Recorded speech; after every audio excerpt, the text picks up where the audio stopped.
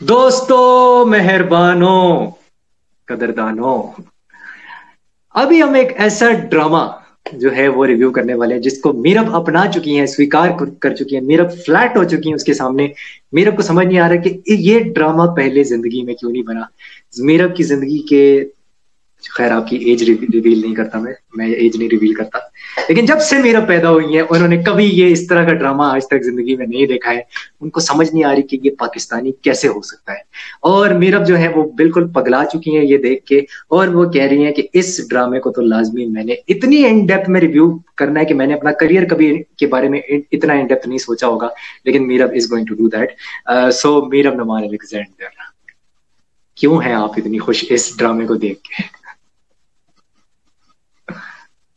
ये मैं आपको जरूर बताऊंगी, इस सवाल का मैं आपको जवाब दूंगी, लेकिन उससे पहले मैं जरा ड्रामे पे कास्ट की और प्रोडक्शन की बात कर लूं। जी जी, उसके बाद हम बात करेंगे आपके सवाल पे, जो आपने मेरे से सवाल पूछा कि मैं क्यों इतनी ज्यादा हाइप्ड हूँ इस ड्रामे के बारे में। बिल्कुल बिल्कुल। तो Kabli Pulao is the name of the drama, और आप लोगों की रिक्वेस्ट पे हम लोग ये ड्रामा रिव्यू कर रहे हैं। बिल्कुल। Drama is obviously a family drama.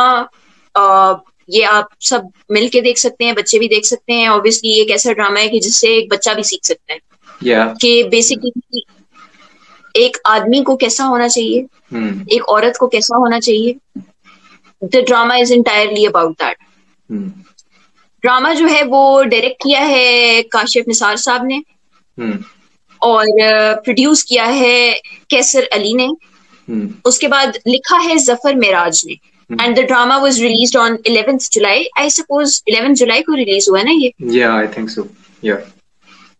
उसके बाद कास्ट पे मैं अगर आ जाऊं तो सबीना फारूक है इसमें, माय फेवरेट, अ वेरी मुझे बहुत पसंद है वो as an actor. I really like her. उन्होंने इसमें बारबीना का किरदार अदा किया है।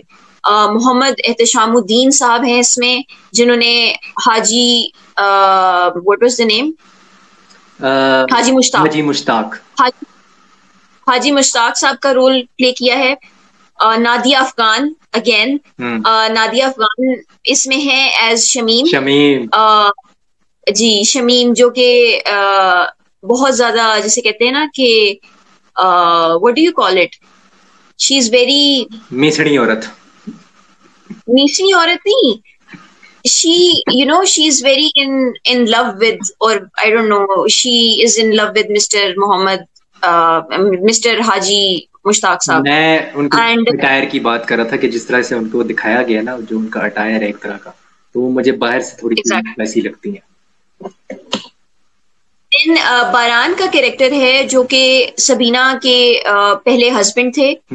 सबीना इज अ बेवा लड़की जो जिसका हस्बैंड है उसकी डेथ हो चुकी है। जो बारान है वो उसका हस्बैंड होता है, एंड उसका कैरेक्टर प्ले किया है अब्दुल्ला फरहतुल्ला ने। उसके बाद हम इसमें और भी कैरेक्टर्स देखते हैं, बहुत बड़ी कास्ट है। इसमें अदनान शाह टीपू साहब भी हैं। उन्होंने भी कैरेक्टर प्ले किया है एज मोहम्मद एहतशामुद्दीन हाजी मुश्ताक बहनोई। एंड हसीब खान है इसमें, मुन्नज़ा आरिफ हैं एज हाजी मुश्ताक सिस्टर। साकिब समीर है इसमें एज अगेन उनके बहनोई का कैरेक्टर उन्होंने प्ले किया है। उमर हैं जी, वकार शहजाद हैं, फजर खान हैं। If I miss someone I really apologise, but मेरे सामने यही नाम है। तो ये कास्ट थी, और प्रोडक्शन ये मल्टीवर्स एंटरटेनमेंट की है। एक जो किरदार निभाया है, मुझे उनका नाम भूल गया, जो वाइफ बनी होती है अदनान शाह टीपू की, जो वाइफ बनी होती है, क्योंकि वो मुन्नज़ा आरिफ। हाँ, मुन्नज़ा आरिफ, यस, मुन्नज़ा आरिफ, यस।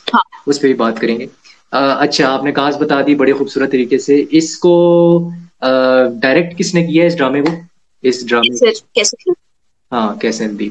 लेकिन ये जो है ना, मुझे ड्रामा बड़ा ही काशिफ डायरेक्ट किया है काशिफ निसार ने, मैं वही प्रोड्यूस किया है कैसर अली ने। मैं वही कह रहा हूँ कि ये तो ड्रामा भाई काशिफ निसार का है, क्योंकि ये तो वाइब्स ही काशिफ निसार की सारी आ रही हैं। ये तो हो नहीं सकता कि ये काशिफ निसार का ना हो। मैं ये कहने लगा था कि बहुत काशिफ निसार वाली वाइब्स हैं तो मैं थोड़ा सा हैरान हुआ था आपकी ये जो आपने नाम लिया था। काशिफ निसार ड्रामों का डायरेक्शन में बादशाह है, पहली बात, इसमें कोई दो राय नहीं है। जो डिसएग्री करता है वो यहाँ से दफा हो जाए। तो दूसरी बात ये है कि मैं इसके ऊपर कोई डिबेट बर्दाश्त नहीं करूंगा कि Kashif Nisar is not the greatest of all time drama director in Pakistan की हिस्ट्री ऑफ 75 ईयर्स। बिल्कुल उसी तरह जैसे मीरब कह रही हैं कि ये greatest of all time drama हो सकता है, जिस तरह मीरब ये कह रही हैं, मुझे मैसेज में बोल चुकी हैं। अभी ऑन कैमरा उन्होंने नहीं बोला, वो तस्लीम नहीं कर रही, प्यार का इजहार नहीं कर रही, मतलब ड्रामे के लिए प्यार का इजहार नहीं कर रही। तो वो जो है वो प्रॉब्लम ये है कि काशिफ निसार हमेशा एक मास्टरपीस डिलीवर करता है। ये उस बंदे का ट्रैक रिकॉर्ड है, वो खुद एक मास्टरपीस है। वो पैदा हुआ था तो लोगों ने कहा था कि यार ये एक मास्टरपीस है। तो बात इतनी सी है कि मैं बहुत ज्यादा इमोशनल हो रहा हूँ, और ये आदमी एक महान इंसान है। हर एक्टर, चाहे वो मेरा भी एक्टर बनना चाहती हो या मैं एक एक्टर बनना चाहता हूँ, जो कि मैं नहीं बन सकता, बट मैं चाहूंगा कि मुझे एक दिन काशिफ निसार का ड्रामा मिल जाए। मैं तरसूंगा, मैं तड़पूंगा उस चीज के लिए। इतना बड़ा नाम है वो, लेकिन हमारी कौम उसकी कदर नहीं करती, वो अलग बात है। जो खास तौर पर ड्रामे नहीं देखती वो क्यों उसकी कदर करेगी। तो अगेन मैं ये वर्ड बहुत आज मैं बहुत ये जो वर्ड है ना इसको ओवर यूज करता हूँ, but it is a masterpiece. मैं मजबूर हूँ कि ये कहने पे कि ये ड्रामा एक मास्टरपीस है, जो मैंने इसके 4 एपिसोड अभी तक देखे हैं। और राइटर का क्या नाम आपने बताया? राइटर हैं जफर मिराज। जफर मिराज। अब दिल ना उम्मीद तो नहीं जैसे जो ड्रामे हैं वो बनाए हैं जी हमारे काशिफ निसार साहब। और काशिफ निसार साहब ने वो डर सी जाती है सिला, वो उन्होंने बनाया। फिर उन्होंने ऑब्वियसली हाँ रांझा रांझा कर दी है किसने बनाया था, अगेन इस मास्टरपीस ने। तो बात ये है कि काउंटलेस ड्रामे हैं, मैं नाम ले लेके मैं थक जाऊंगा, लेकिन ये शो खत्म नहीं होगा, जो काशिफ निसार इतना बड़ा नाम है। तो मिस्टर एंड मिसेस शमीम भी इनका है। Let me add this as well. मैं वही कह रहा हूँ कि मैं थक जाऊंगा नाम ले लेके, लेकिन वो खत्म नहीं होंगे, ठीक है। और जफर मिराज भी एक बहुत बड़े राइटर हैं, उनका भी बहुत अच्छे प्रोजेक्ट्स उन्होंने किए हैं। बट द थिंग इज कि ये बड़ा ही खूबसूरत कॉम्बो बना है, इस राइटिंग का और इस डायरेक्शन का और स्क्रीन प्ले का। बहुत खूबसूरत कॉम्बिनेशन है। टिपिकल पाकिस्तानी ड्रामा नहीं है ये। पाकिस्तान में ऐसे ड्रामे, हर ड्रामा इस तरह नहीं बनता। एहतशामुद्दीन जो कि खुद इतना बड़ा डायरेक्टर है, जिसने सुपरस्टार बनाई है, वो जो मायरा खान की फिल्म थी, ठीक है। और उन्होंने अभी वो बांग्लादेश और उसकी भी बनाई थी, जो एक ड्रामा बनाया था जो बांग्लादेश और उसकी ख्वाब टूट जाते हैं उन्होंने बनाया था। फिर एहतशामुद्दीन ने काउंटलेस ड्रामास बनाए हैं, अभी मेरे शायद दिमाग से निकल जाए, मीरा को शायद थोड़ा याद हो, लेकिन वो भी खुद एक बहुत बड़ा डायरेक्टर है। He is the main character in this drama. और सबीना फारूक की हमने बहुत बेइज्जती की, हमने बहुत ज्यादा उनको तेरे बिन में लताड़ा, हमने बहुत क्रिटिसाइज किया। सदके तुम्हारे के भी डायरेक्टर यही थे। हाँ सदके तुम्हारे, यस सदके तुम्हारे, और राइटर खलील रहमान थे। और भी बहुत से ड्रामास किए हैं, मेरे अभी दिमाग से में आ नहीं रहे, बहुत कमाल ड्रामाज इन्होंने किए हैं। He is one of the best film directors I would say. Screen play कमाल होता है। सुपरस्टार की आप जरा स्क्रीन प्ले देखें, बिलाल अशरफ और मायरा खान की, कमाल है। हमारा जो मोस्ट फेवरेट ड्रामा था, हाँ, जो हमने 2018-19 में देखा था, आंगन, उसके भी मिस्टर मोहम्मद एहतशामुद्दीन डायरेक्टर थे। एहतशामुद्दीन डायरेक्टर थे, एग्जैक्टली। और वो इक्वली उतने ही अच्छे एक्टर हैं। उन्होंने ख्वाब टूट जाते हैं में भी एक्टिंग की है, और यहाँ पे जो उन्होंने एक्टिंग की है तो 4 चांद लगा दिए, ठीक है। मैं अब आता हूँ सबीना फारूक पे आ जाता हूँ। Again that transition from that idiotic character of तेरे बिन, फ्रॉम दिस कैरेक्टर जो कि पक्की पठानी है, ठीक है, अफगानिस्तान से आई है, वो अफगानिस्तान के बॉर्डर को पार करके आई है, वो और उसका भाई, और एक बॉम्ब ब्लास्ट होता है और उसके अंदर अफगानिस्तान में इसका जो शोहर होता है, बेवा हो जाती है ये, वो मर जाता है, ठीक है। आधा खानदान इसका तबाह हो जाता है। एक इसका भाई होता है, वो भी बेचारा लंगड़ा होता है, और जब वो फुटबॉल खेलता है तो उसको मैराडोना बोलते हैं। ये सीन मुझे बहुत अच्छी तरह याद है क्योंकि मैं फुटबॉल फैन हूँ। तो जो व्हील चेयर पे वो जो सीन था वो भी बड़ा जबरदस्त सीन था। फिर 2 लाख रुपए जो है एहतशामुद्दीन साहब का जो कैरेक्टर है वो इनको देता है, क्योंकि एहतशामुद्दीन साहब का जो कैरेक्टर है वो अल्लाह की राह में निकल जाता है, एक्सपेडाइट पे निकल जाता है वो, और वो सब कुछ अपने बहन भाइयों को लाहौर में सेटल करके इस्लामाबाद में होता है वो, उधर अल्लाह की राह में कभी पेशावर जाता है, कभी कराची जाता है, कभी कहीं फिरता है, कभी कहीं टुरता है। मर्दान में जब ये जाता है तो ये मिलता है सबीना फारूक के कैरेक्टर से, और फिर क्या होता है वो मेरा बाबू बताएंगे। जी।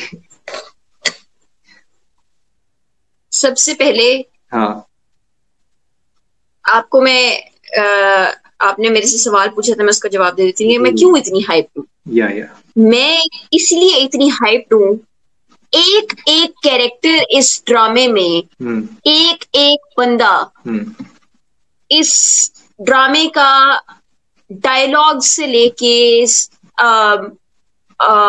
यू नो उसके उसके उसके डायरेक्शन से लेके एक्टिंग से लेके हर चीज, camera angles, everything is so perfect until now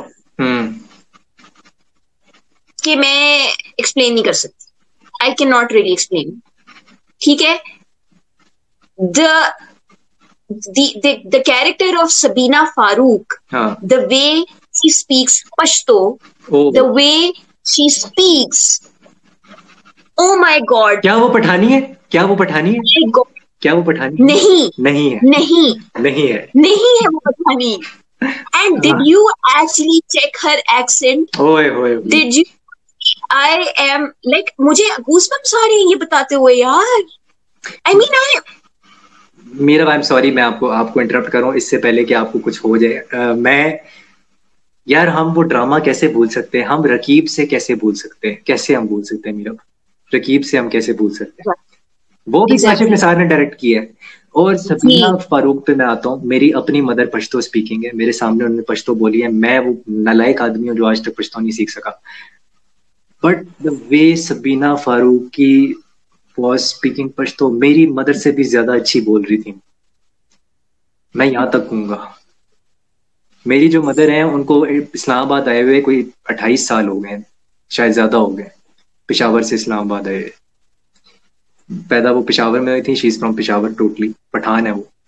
तो जो सबीना फारूक ने पश्तो बोली है, आई थिंक कोई भी पठान सुनेगा वो कहेगा यार ये तो मेरी तरह है, बिल्कुल ये तो मेरे जैसी है। यार देखिए, मैं आपकी बात काट रही हूँ। पश्तो कोई भी बोल सकता है। मैं आज सीख लूं Pashto, I will start speaking Pashto. एक एक्टर का जो वो कैरेक्टर प्ले कर रहा है, जो कैरेक्टर पोर्ट्रे कर रहा है, जो स्क्रीन पे हमें दिखाना चाह रहा है, और जितना रियलिस्टिक होके दिखाना चाह रहा है, I actually thought for a moment, I thought यार she was born here in Pindi, ठीक है, एंड नाउ आपको उस कैरेक्टर को देख के ऐसे लगेगा नहीं कि she is not Pathan. Dialect पे जितना काम किया उस लड़की ने, जितना उस लड़की ने वो परिजात के अहमद अली अकबर की तरह अपनी बॉडी के एक्सप्रेशन पे काम किया, बॉडी मूवमेंट पे काम किया है, हाथों के मूवमेंट से लेके चलने के मूवमेंट तक। ऊपर देख वो जो यार, ऊपर वो जो सीन था जब वो उसको मारते पीटते हैं कि यार घर में चोर आ गया, और वो जब ऊपर अपना ना ऐसे उठाती है और वो रिवील होता है उसका face, that's the entry which can give you a dramagasm. Literally इससे ज्यादा मैं कुछ नहीं कह सकता। तो ये है।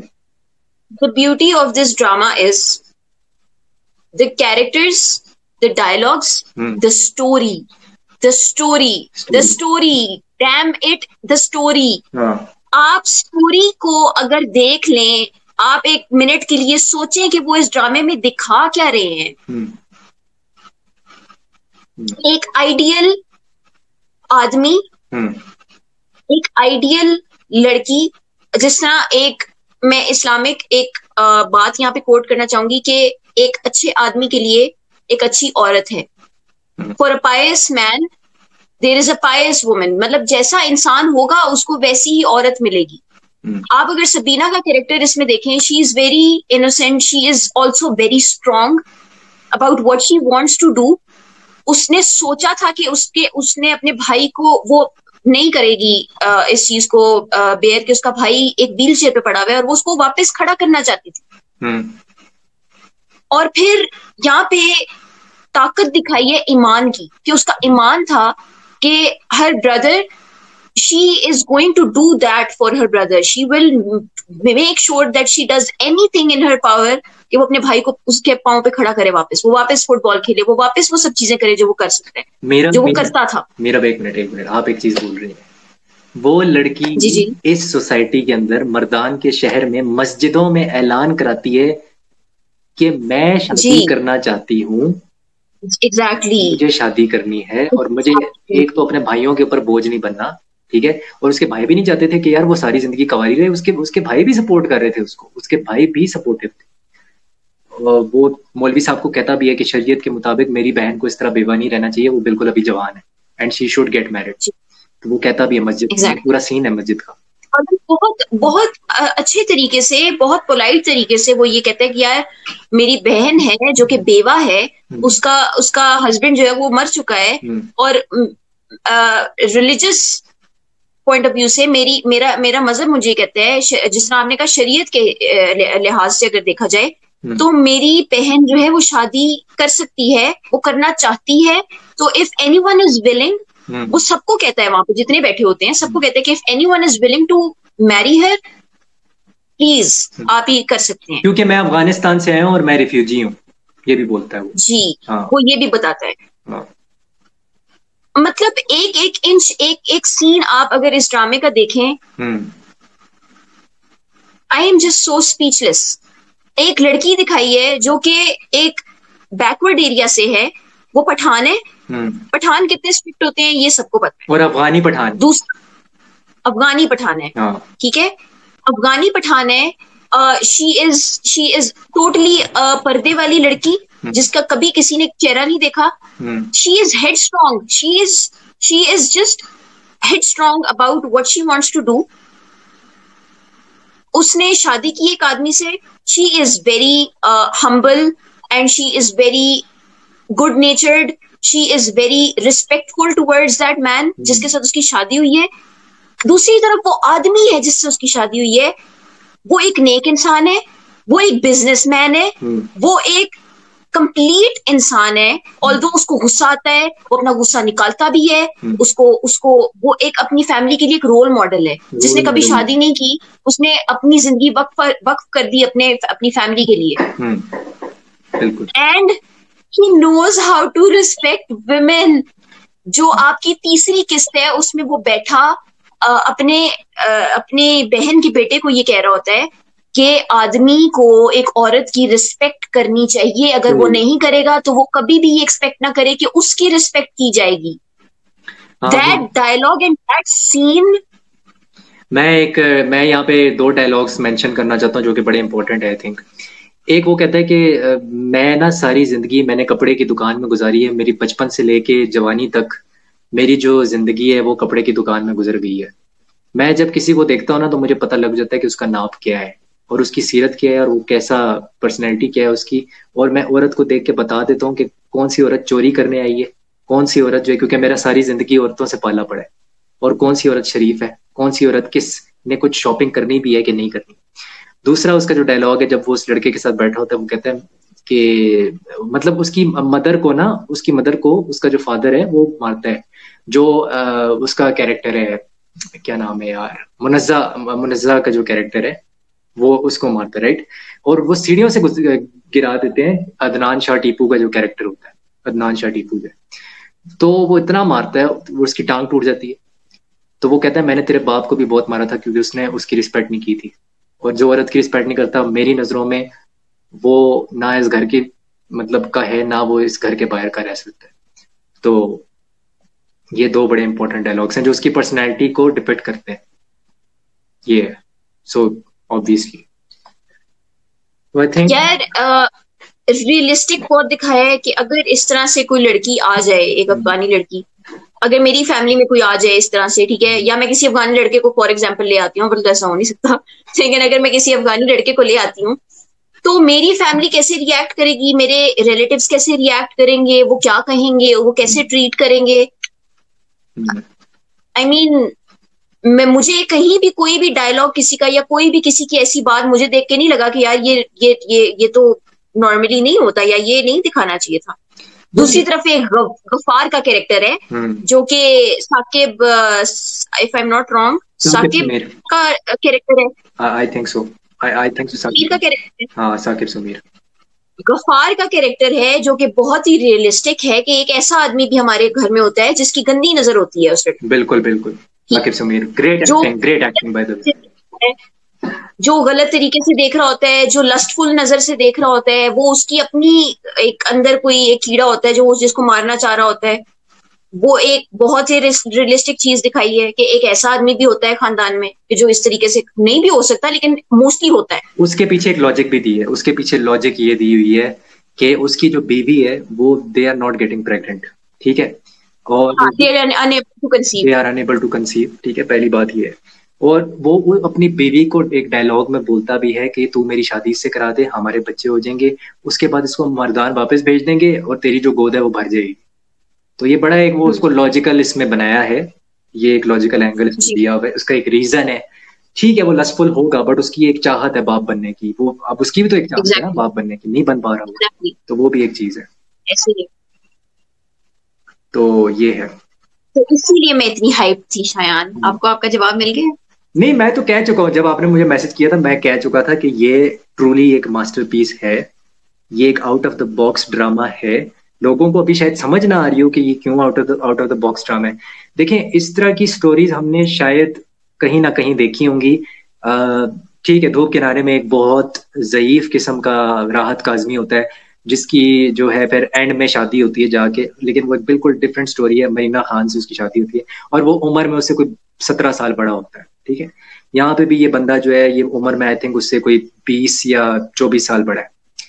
तो लेकिन उसके पीछे लॉजिक दिए ना, जिस लॉजिक से बताया हुआ है कि ये सर्कमस्टेंसेस थे और इन सर्कमस्टेंसेस की वजह से इसकी शादी इस बंदे से इसलिए होगी क्योंकि वो 2 लाख रुपए देता है उसके भाई को और वो कहता है कि यार आज से ये तेरी अमानत है।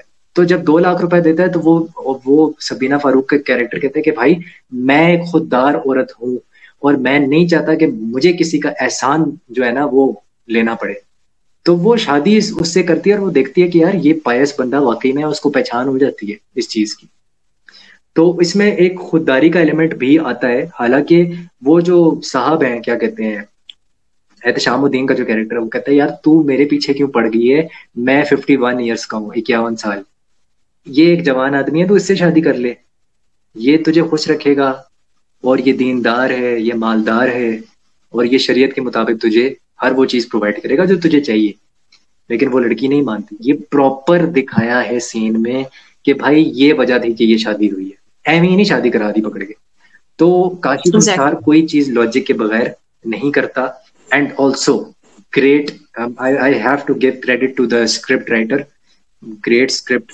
और वो जो काबली पुलाव का बार बार ना इंसर्शन होता है कि यार वाह क्या काबली पुलाव बनाती है, बार बार उस चीज का इंसर्शन होता है। उसके बाद वो जो रोगनी नान की जो रोटी है कि भाई क्या रोगनी नान है इसका, इसके हाथ का काबली पुलाव खाओ तो बस चखते ही रह जाओ। वो बोलता भी है एहतशामुद्दीन का character. I think it's just a beautiful and it's realistic. कहीं से आपको ये ड्रामा ये नहीं लगेगा कि यार ये तो अनरियलिस्टिक है, ये कहाँ होता है, ये कैसे हो सकता है कि मर्दान की एक लड़की है वो 25 साल की है और वो 25 साल की लड़की जो है वो 51 साल के बंदे से शादी कर लेती। होता है हमारी सोसाइटी में, होता है, होता रहा है, आगे भी होता रहेगा। बिल्कुल ऐसी है। हाँ। अगर इस्लामिक पॉइंट ऑफ व्यू से इसको देखें तो जो हमें वैसे भी दीन सिखाता है वो यही सिखाता है कि वो इट इज एक्चुअली, हालांकि अभी वो अपनी फैमिली से ये बात छुपा रहा है, but it's actually a really good thing to do. एक सवाब का काम है कि आप एक बेवा औरत को सपोर्ट कर रहे हैं, आप उससे शादी कर रहे हैं और he is doing just that. उसकी कोई लस्टफुल इंटेंशंस नहीं है क्योंकि उसको इस तरफ कभी कोई ध्यान ही नहीं रहा ना। He has devoted his life to his family and his religion, to God, ठीक है। उसने कभी इस चीज के बारे में सोचा ही नहीं। देयर वाज, अब शमीम के कैरेक्टर पे अगर हम आए तो शमीम वाज द पर्सन जिसकी जो वेट कर रही थी उसका जवानी से लेके अभी तक उसकी एज जो हो गई है, वो वेट कर रही है कि वो मुश्ताक से शादी करेगी। लेकिन मुश्ताक की कभी उस तरफ कोई इंटेंशन नहीं थी। वो क्योंकि अपनी फैमिली को सपोर्ट करने में, अपनी बहनों को सपोर्ट करने में, उनकी शादियां करने में, इस तरफ उसकी जिंदगी गुजर गई।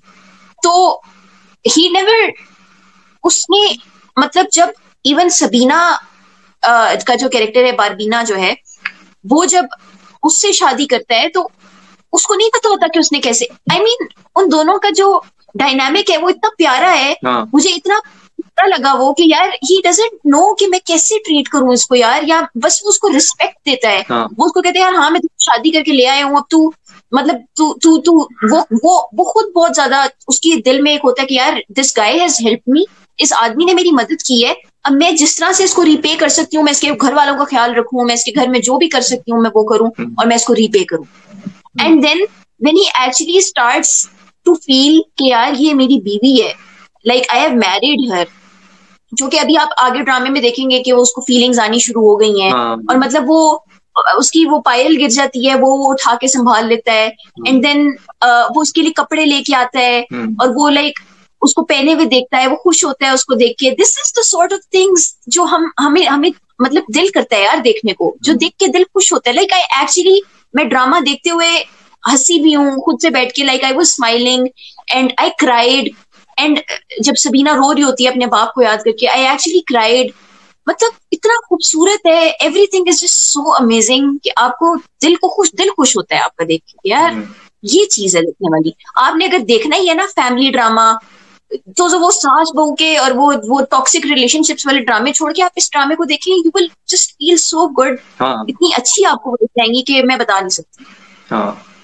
अच्छा नादिया, लाइक जो हस्बैंड और वाइफ का जो जिस तरह एक रिस्पेक्टफुल एक अच्छा रिलेशनशिप होना चाहिए ना, that is what this drama is actually showing. हाँ पॉजिटिव पॉजिटिव है, बहुत बहुत पॉजिटिव है। और दूसरा देखो इसमें बहुत सी ना इंट्रिंसिक जो है ना मोमेंट्स हैं और इंट्रिंसिक मूवमेंट्स हैं, एक्सप्रेशंस हैं, जिसमें आप देखते हो कि डायलॉग नहीं बोला गया लेकिन बहुत कुछ बोल दिया गया। डायलॉग नहीं बोला गया लेकिन बहुत कुछ बोल दिया गया, तो वो भी चीज है। और नादिया अफगान के कैरेक्टर पे मैं आता हूँ, मैं थोड़ा सा उस पर रोशनी डालना चाहता हूँ। आई थिंक नादिया अफगान का character is not lustful at all, it is very romantically involved and I do feel for her कि उस औरत ने सारी जिंदगी इस आदमी के लिए इंतजार की, लेकिन वो जो आदमी था वो कभी उस तरह से उसको नहीं एक्सेप्ट कर पाया, नॉट इवन इमोशनली, वरना वो शादी कर लेता उससे अगर होता। और ये भी बहुत रियलिस्टिक चीज है, ये भी बहुत रियलिस्टिक चीज है कि कुछ लोग होते हैं जो एक इंसान के लिए कितनी देर वेट करते हैं, बट इवेंचुअली वो इंसान उस तरह से फील नहीं कर रहा होता आपके लिए। एंड ये चीज भी बहुत रियलिस्टिक दिखाई। और अगर वो फील नहीं करा तो ये उसका कसूर नहीं है, वो बस नहीं कर Exactly. और दूसरी बात ये है कि उसका जो माइंडसेट है वो नादिया अफगान के माइंडसेट से बहुत अलग है।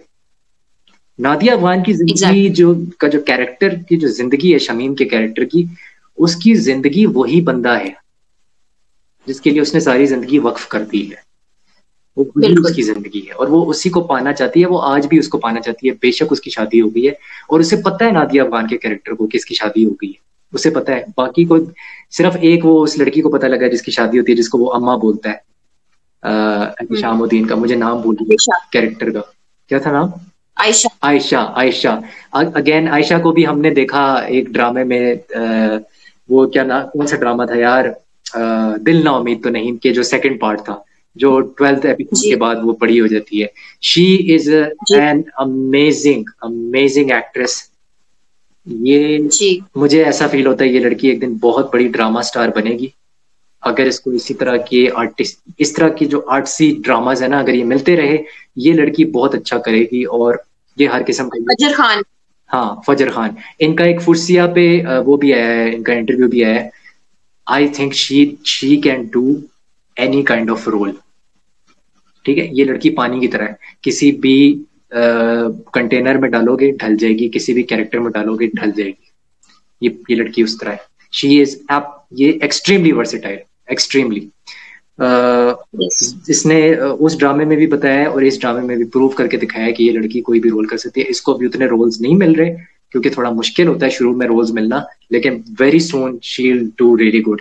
एक रोमांटिक ड्रामा जो है ना वो मिलने की देर है, जैसे आजकल वो ड्रामा चल रहा है उसका पार्टी वाली गर्ल का, हम टीवी पे तो पार्टी हो रही है वाली गर्ल का जो ड्रामा चल रहा है वो कितना दनानीर, हाँ दनानीर और खुशहाल खान का वो कितना ब्लॉकबस्टर हो गया। तो वो रोमियो जूलियट पे है, तो वो सारे लोग देख रहे हैं पागलों की तरह। तो ये है। एंड नादिया वान की मैं कैरेक्टर की डायनामिक की बात कर रहा था कि ये जो एहतशामुद्दीन जो है ना, it is okay for a man or a woman to not feel anything for the other person. बेहतर ये है कि ऑब्वियस। आप उस बंदे से शादी ना करें, क्योंकि अगर आप उससे शादी कर लेंगे ना तो आप अपने आप को वो कोसते रहेंगे। ये भी थोड़ा सा एक सटल मैसेज दिए बीच में कि that woman was not made for you, she does not have your mindset.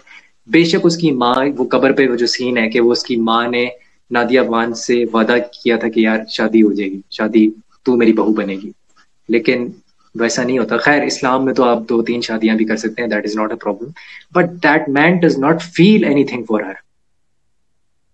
And it's not just for Shamim only. जैसे मैंने पहले बताया कि उसका कोई इस तरफ रुझान नहीं है कि वो शादी करे, although he might have wanted that a few years ago, but now he wants to, you know, वो सिर्फ अल्लाह के लिए जीना चाहता है, वो अल्लाह की राह पे निकल चुका है और वो रिलीजियस पॉइंट ऑफ व्यू से बहुत स्ट्रांग है, वो अपनी उस चीज को बहुत, वो उस तरफ उसका रुझान है, उसका शादी की तरफ इस तरफ रुझान नहीं था। द थिंग इज, अभी जो बारबीना के लिए उसकी फीलिंग्स हैं वो शादी के बाद डेवलप हुई है। उसको पता है कि ये मेरी बीवी है, अंदर अंदर तो उसे पता है ना कि ये मेरी बीवी है। वो उसको गाते हुए देखता है तो वो खुश होता है, वो उसको डांस करते हुए देखता है तो वो खुश होता है, वो उसको अपनी फैमिली का ख्याल करते हुए देखता है तो वो खुश होता है, कपड़े ला के देता है, वो पहनती है तो वो देख के खुश होता है। तो इस वजह से उसकी जो अब फीलिंग्स डेवलप हो रही है वो अपनी बीवी के लिए हो रही है, वो शादी से पहले नहीं थी। वो तो इवन शादी के टाइम पे भी ये कह रहा था कि यार मैं नहीं कर सकता, I don't want to do it.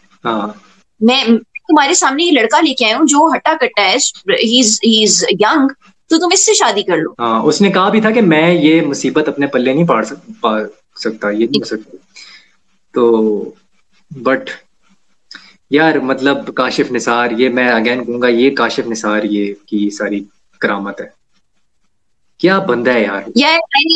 I just don't, मेरे दिल में कोई रिग्रेट नहीं है कि मैंने बहुत ओवर रिएक्ट किया है ये ड्रामे का रिव्यू करते हुए, और मैंने बहुत ऐसे ऐसे किया है, मुझे कोई रिग्रेट नहीं है, ठीक है। मैं एक्चुअली बहुत खुश हूँ इस ड्रामे को देख के, सो आई विल, यू नो, मुझे कोई रिग्रेट नहीं है कि मैंने बहुत ओवर रिएक्ट किया है। हाँ नहीं, हम देखो हमने दिल से रिव्यू किया ये वाला बिकॉज हमें वाकई ये ड्रामा पसंद है। और हाँ हाँ देखो, हो सकता है कुछ लोगों को ये ड्रामा पसंद ना है क्योंकि it's not everybody's cup of tea, once again. अभी आप इसके अंदर ना, आप ये जो स्टोरी है इसको आप इसकी जो गिरे हैं वो खुलता हुआ देखेंगे। जैसे आप दिल ना उम्मीद तो नहीं में देख रहे थे ना, अभी हमें पता चलना है कि आखिर डायनेमिक क्या था शमीम के बीच में और एहतशामुद्दीन के कैरेक्टर के बीच में। वो डायनेमिक हमें नहीं पता कि आज से 15 साल पहले या 10 साल पहले क्या हुआ था, हमें नहीं पता, ठीक है। ये भी एक सस्पेंस बन सकता है, ये भी एक थ्रिलर की तरफ जा सकता है जैसे रकीब से बन गया था। तो ये काशिफ निसार करते हैं, वो सस्पेंस थ्रिलर इस तरह के ड्रामों को बनाना जानते हैं। उनको पता है कि कैसे सस्पेंस डालना है और कैसे क्लिफ हैंगर छोड़ देना है हर एपिसोड के आखिर में। आप वेट करो, अच्छा अगली किस्त में क्या होगा, आगे क्या होगा, इसने ये क्यों नहीं बताया। तो ये काशिफ निसार का वर्ल्ड क्लास टैलेंट है। डायरेक्शन पे तो मैं बात भी नहीं करना चाहता क्योंकि मैं इस काबिल नहीं हूँ कि मैं काशिफ निसार की डायरेक्शन के ऊपर मैं कमेंट करूँ। मैं अपने आप को इस काबिल नहीं समझता। He is a legend. और मेरा अगर आप कोई कमेंट देना चाहती हैं तो आप कर सकती हैं, अगर आप डायरेक्शन पे कुछ बोलना चाहती हैं, ये आपकी मर्जी है। मेरी क्या मजाल है कि मैं कोई कमेंट्स दूं उनकी डायरेक्शन पे। हाँ। आप अगर नहीं दे सकते तो मैं कौन होती हूँ। आई मीन आई थिंक जिस तरह से मैंने रिएक्ट किया है और जिस तरह से मैंने ये ड्रामा रिव्यू किया है, it explains everything. And I think कि मुझे और मजीद अगर मैं कुछ बोलूंगी तो मैं दोबारा शुरू हो जाऊंगी और शो और आधे घंटा आगे चला जाएगा, वो फिर लोग देखेंगे नहीं। तो ये है मेरे ख्याल से हमने सारे जो है ना 4 खाने जो हैं इसके, चारों खाने चित करके हमने इसको रिव्यू किया है। हर चीज ऑलमोस्ट हमने टच कर दी है। I think background score is also very good, very very good, absolutely fantastic. And I also I like the OST as well. मुझे ओएसटी भी पसंद है। मुझे ओएसटी भी, 2 ओएसटी है ना, जब वो कुछ ड्रामेटिक या इमोशनल होने वाला है तब एक ओएसटी आता है, एक वो है और एक वो जो मेन ओएसटी है, राइट, एक मेन वाला है। हाँ, जो तेरी ने गाए। हाँ, वो दोनों बहुत अच्छे हैं, दोनों बहुत जबरदस्त हैं। एक जो मेन ओएसटी है वो किसने गाया? राहत फतेह अली। हाँ, राहत फतेह अली खान, यस यस। और ये जो दूसरा वाला था ये किसने कहा? ये बहुत प्यारा था, बहुत खूबसूरत है यार, ये बहुत मेलोडियस है। नो, मुझे इस चीज का आइडिया नहीं है। Let me quickly check. बहुत मेलोडियस है और ये मैं जाके बार बार सुनूंगा, मुझे बहुत पसंद है ये। और इस ड्रामे को देखें और कमेंट सेक्शन में अपने भी आप लोग व्यूज दें। और मेरा जो है वो मेरे ख्याल से लास्ट थॉट्स जो हैं वो दे चुकी हैं। अगर मेरा को ये कुछ आप आखिर में अगर आप कहना चाहती हैं तो क्विकली कह सकती हैं। I think this is the kind of drama that मतलब इस किस्म का कंटेंट जो है वो हमें देखना चाहिए। I would suggest everyone and a big thanks to Ayesha जिन्होंने हमें ये बोला कि हमें ये ड्रामा बिल्कुल रिव्यू करना चाहिए। उनके उनके कहने पे हमने ये ड्रामा देखा and many thanks to her कि उन्होंने लाइक क्योंकि obviously I knew before this drama was even released, I knew about it but I never thought that I would actually watch it with interest। मैं interest लेके इसको देखूंगी। तो मतलब thank you so much. आप अगर कोई और ड्रामा चाहते हैं कि हम रिव्यू करें, कोई और चीज आप चाहते हैं हम रिव्यू करें, तो वो प्लीज हमें बताते रहा करें बिकॉज ये हमारे लिए बहुत मैटर करता है कि आप लोगों की भी हम सजेशंस लेके और हम उस कंटेंट को जरूर जरूर जरूर रिव्यू करेंगे। But again green TV, a big shout out to Green Entertainment। They're doing an amazing job। जो मैं एक्सपेक्ट करी थी उससे कहीं ज्यादा ऊपर ये वाला ड्रामा तो कहीं ज्यादा ऊपर है। एंड 22 कदम ऑल्सो, उसको भी हमने रिव्यू किया, वो भी बहुत अच्छा ड्रामा है, बहुत अच्छा ड्रामा है। अभी तक ये 2 ड्रामे मैंने उनके देखे हैं तो मुझे तो बहुत मजा आ रहा है देखने। नौरोज भी बहुत हिट हो रहा है, मावरा हुसैन का बहुत ज्यादा हिट हो रहा है वो मैं देख रहा हूँ। इडियट बहुत हिट हो रहा है अहमद अली अकबर का और मंशा पाशा का। अभी मैंने 22 कदम की आज 2 एपिसोड्स आई हैं, मैंने देखनी है, फौरन जैसे ही खत्म होगा मैं जाके देखूंगा। तो दोस्तों आप लोग अपना ख्याल रखें, मेंटल हेल्थ का ख्याल रखें हमेशा की तरह, और इस ड्रामे को जरूर देखें। और अगर आपकी कोई सजेशन है तो हमें जरूर बताएं, मुझे और मीरब को, कि उसको रिव्यू करना चाहिए या नहीं, तो हम उसको फिर देख के रिव्यू करेंगे। और आप लाइक करें, शेयर करें और सब्सक्राइब लाजमी ठोकें, क्योंकि उससे हमें कॉन्फिडेंस मिलता है ऑब्वियसली। तो सी यू सून, हस्तला विस्ता।